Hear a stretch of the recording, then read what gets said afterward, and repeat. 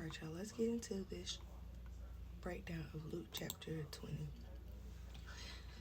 So, the chapter context Luke 20 is a chasm about authority. Jesus has entered Jerusalem and cleansed the temple. Luke 19:28 through 46. Now, the priests and teachers attack Jesus' authority in religion, law, and doctrine. Jesus defends himself and shows their sinful lifestyles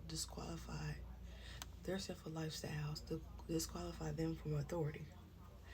After holding up a widow as a better role model, Luke 21 1 through 4, Jesus warns his disciples about the challenges they will face in the coming years, including the destruction of Jerusalem, Luke 21 5 through 38. The events in Luke 20 are also discussed in Matthew 21 through 23 and Mark 11 through 12. Such a breakdown. In Luke's account, Jesus has spent the last several chapters teaching the disciples about the kingdom of God, Luke 9:51 through 9:27. Then he entered Jerusalem like a king. Come on now. Luke 19:28 through 40. At the time, he also lamented that his people will not accept him, Luke 19:40 through 44. Jesus cleared the court of the Gentiles so devout non-Jews who had come for the Passover could worship God at the temple. He taught at the temple daily, Luke 19:45 through 48. In this passage, Luke describes how Jerusalem's religious leaders fight with Jesus over his authority. Among these critics are scribes, priests, Pharisees, and Sadducees. The chapter has a subtle chiastic structure, meaning its themes are mirrored around a main point. A. The religious leaders challenge Jesus' authority, Luke 21 through 8. B. Jesus uses a parable to compare his authority to that of the religious leaders, Luke 29 through 18. C. The scribes and chief priests use the law to try to discredit Jesus, Luke 20:19 through 26. Then we're going back down. So C, the Sadducees use the law to try to discredit Jesus, Luke 20:27 through 40. B, Jesus uses scripture to compare his authority to that of King David, Luke 20:41 through 44. And then A, Jesus challenges the religious leaders' authority, Luke 20:45 through 47. So A group of chief priests, elders, scribes challenged Jesus' authority to alter their traditional religious practice.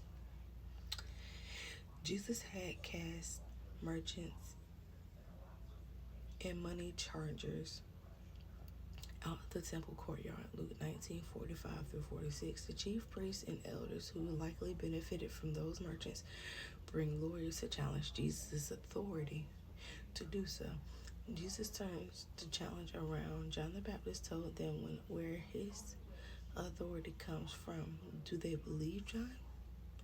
If they say yes, they validate Jesus. If they say no, the crowd who still thinks John is a prophet will stone them.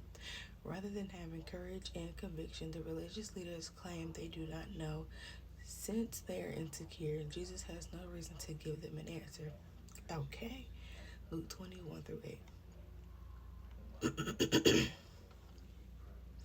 B, Jesus compares his authority to the Son of God, as the Son of God, to the authority of the religious leaders.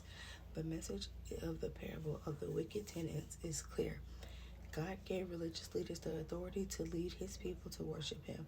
When they failed, he sent prophets to get them back on track.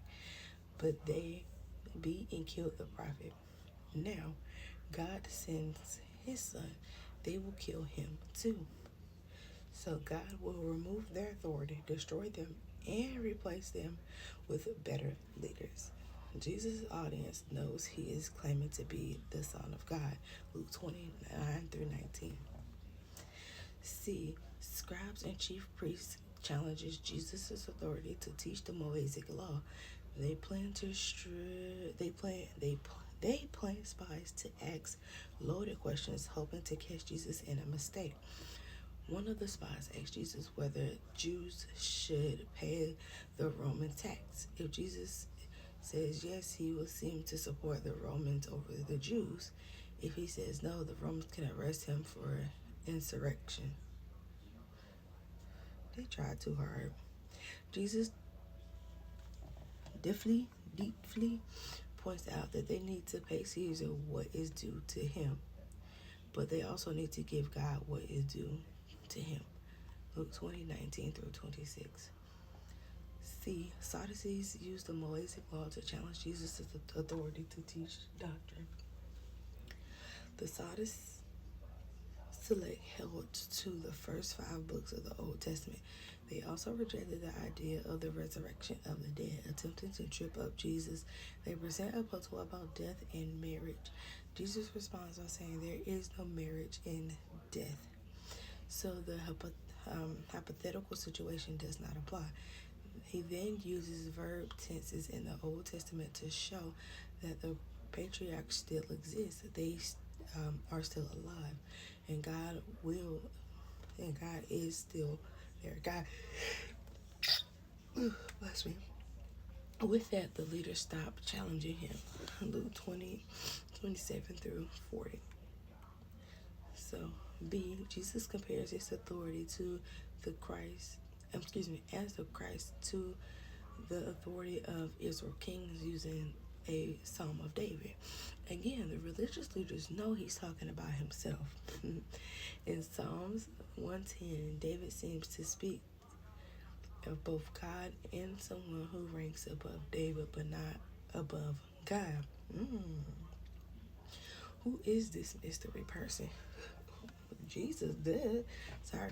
How can David call someone both his Lord and his son? Jesus uses this reference to show that there's nothing irrational about the concept of God's Son being associated with the Messiah. Luke 20:41 through 44.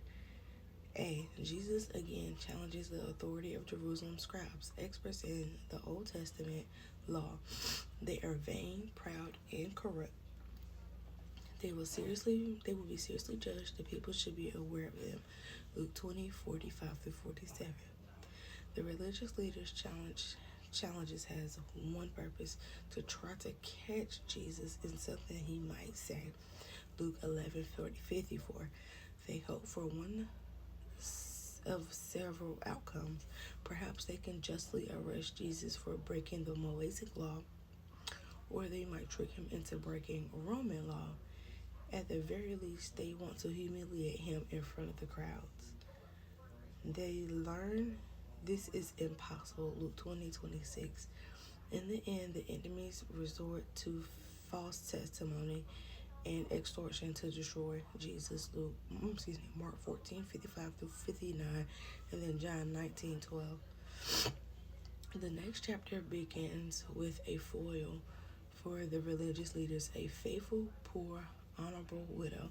Luke 21:1 through 4.